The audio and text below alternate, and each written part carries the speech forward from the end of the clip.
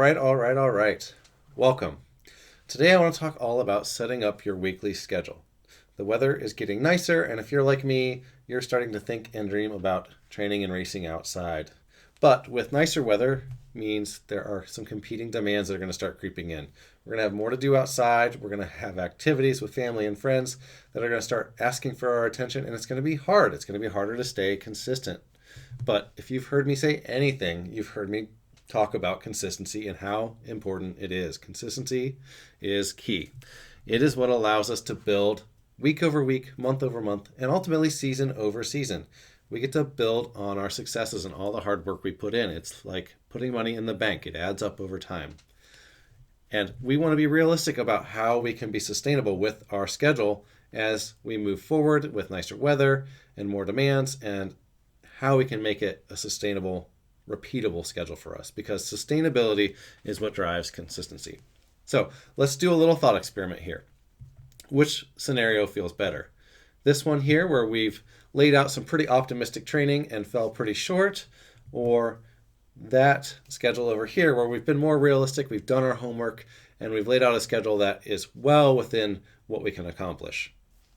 Obviously, it's going to be the second, right? We want to turn our calendars green. We want to be compliant. We want to see success on the regular. So that's something we want to work towards.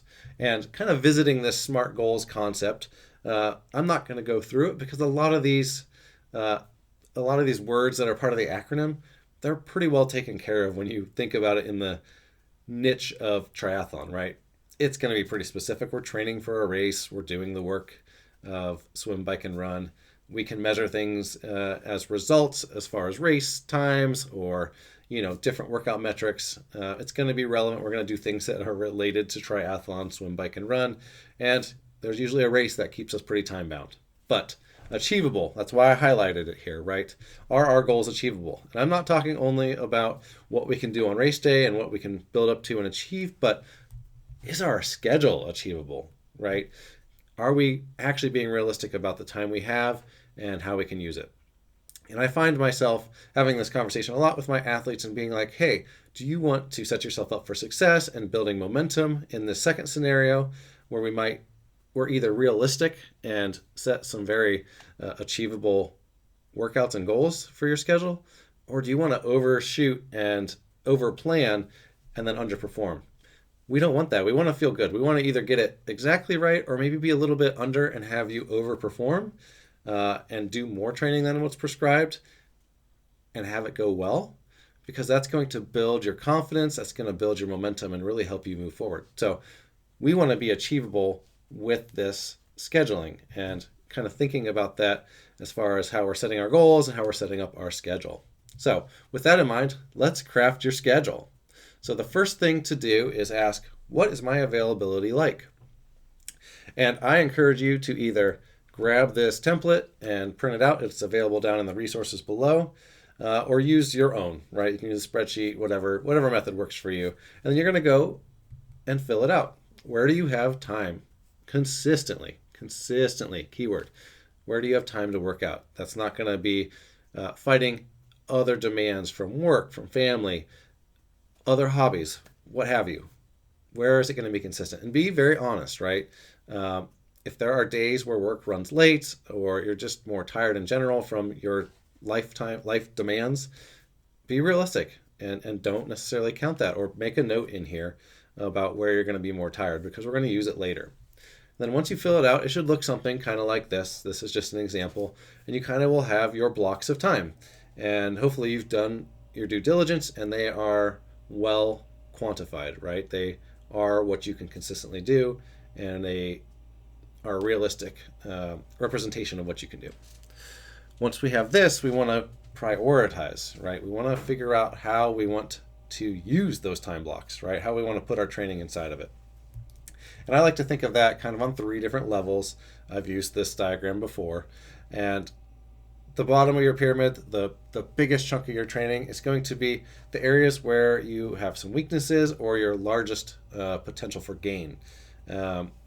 So these can be things, if you've done the exercises in the past, figured out what your weak areas are, or if you just know it off the top of your head, If you're a weak swimmer, right, we're going to spend a little bit more time there trying to get that up to speed. Or if we realize, hey, harsh truth as far as triathlon goes, biking ends up usually being the biggest chunk where we can gain time. If you have big time to gain there, we want to spend time there, right? So this is where we have a lot to gain with some focused effort, and we're going to spend more time on our quality sessions, whether that's high intensity work or race pace work, what have you. We're going to do key workouts here 1 to 2 times per week, and we're going to spend more time doing that training in that sport. So we'll do 3 to 4 sessions per sport per week in your areas that need improvement or will get you the most potential gain. Moving on from there, we are going to go to our stronger areas or areas that have a smaller amount of potential for gain. And these are often your strengths and require less to maintain and often take a whole lot more effort to improve. So you have less to gain with focused effort here. So, we'll still do quality sessions, but they're going to be less. They're going to let your other areas take priority. So we're going to go 0 to 1 on quality sessions per week. And then we'll drop that number per sport per week down to 2 to 3. And then finally, we have the tip of the pyramid. And I kind of hate to put this here because it doesn't make them less important so much as they take less time. And they're one of the things that we kind of fill in after we have done everything else. Because ultimately, triathlon is an endurance sport, and we need to schedule that training first, especially if we're time crunched. But these require less time and are important because they are self-care. They allow you to reap the rewards of hard training, and they help you stay consistent by staying healthy. So schedule out your strength and mobility and your recovery time as much as you possibly can. And, it doesn't have to be a lot, right? It can be 10 minutes at a bare minimum. It can be a half hour. It doesn't have to be a lot, but I highly recommend and encourage doing it. And especially if you have an injury or a niggle, you'll actually see back on this previous slide, I included addressing injuries and niggles on the biggest part of your pyramid, because if you are going to be injured, you're going to fall off the wagon, you're going to fall off of your training plan, and you're not going to be consistent. And we want to address that up front, get you durable and able to train and build. So yes, it's big. That takes an even big priority if this is an issue, but we definitely want to schedule in strength, mobility, and recovery if we can, if we have time for that. It's worth doing.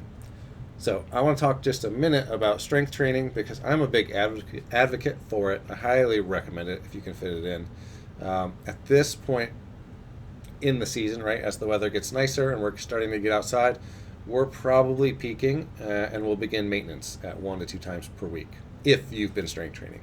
If you haven't been strength training, you need to ease back into it, and really the focus is on just doing it, doing the motion of strength training and building some consistency.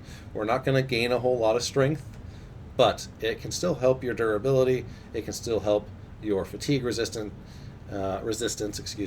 and the more consistent you are now, the better you'll be as you go into future seasons. So highly recommend it. It can really improve how you handle training. It can address muscle imbalances or things that will eventually come up from movement patterns that might be a little wonky, and it does help you reduce your perceived fatigue. It helps you last longer and feel stronger at the end of your races. Now, remember, I've mentioned it lightly, but remember, rest and recovery are huge. And without rest and recovery, we don't reap the rewards of all the hard work we get, right? We see progress, we see our fitness increase when we put in blocks of hard training and then allow our body to absorb that and have to compensate or super compensate, right? It's almost like we springboard up to a new level when we take planned rest and recovery. So as we are thinking about our schedule here, we want to make sure we're planning it in, and we have to consider, do we want to use active rest or full rest? And this will kind of depend on where you're at as an athlete and where you're at in your life and stress levels, but active rest is going to be relative rest, right? We're going to move. We might hop in the water or do an easy bike or an easy run, and we'll plan that into our days, and it'll allow us to get a little bit more training volume, which can drive fitness without overtaxing the system. But if you're newer or you're time crunched or you just have a lot of stress in your life, you might need to plan for a full rest day and take the whole day off or do something really light like walking, yoga, Pilates, mobility, stretching, you name it, things that are real light and aren't going to cause a whole lot of training stress. Or you might need to kind of do a hybrid, right, where you do an and or kind of a situation on your day. And you can see that kind of in my example here, where on a Monday I have a short zone 1, zone 2 run or a rest day, right? So it kind of gives you the flexibility, but still Fridays are a rest day. So this is kind of an example of a finished schedule and where you can typically show up and you kind of know what your time blocks are from earlier when you filled it out. So using your time blocking, using this template, set yourself a schedule here for the season ahead and be really realistic. And please don't forget to include the added time that goes with working out, right? It's not just doing the workout, it is waking up, drinking your coffee, getting ready, showering, commuting to work. All these things need to be factored in. So double check that. Once you've created your training schedule, make sure you go back and run through your checklist. Is this sustainable for me? Have I accounted for likely competing demands or hiccups, things that are going to get in my way? And is my weekly schedule prioritized and focused around what I need to spend my time on most? If you've checked all these boxes, great. You are in good shape. Use the schedule, be flexible, right? Nothing ever works out perfectly, but lay it out, run with it, and be as consistent as possible. Again, this was all about creating your in-season weekly training schedule and setting it up in such a way that you can be super consistent and really build towards success over this season and over following seasons. If you have any questions, please let me know. And as always, thanks for coming on out.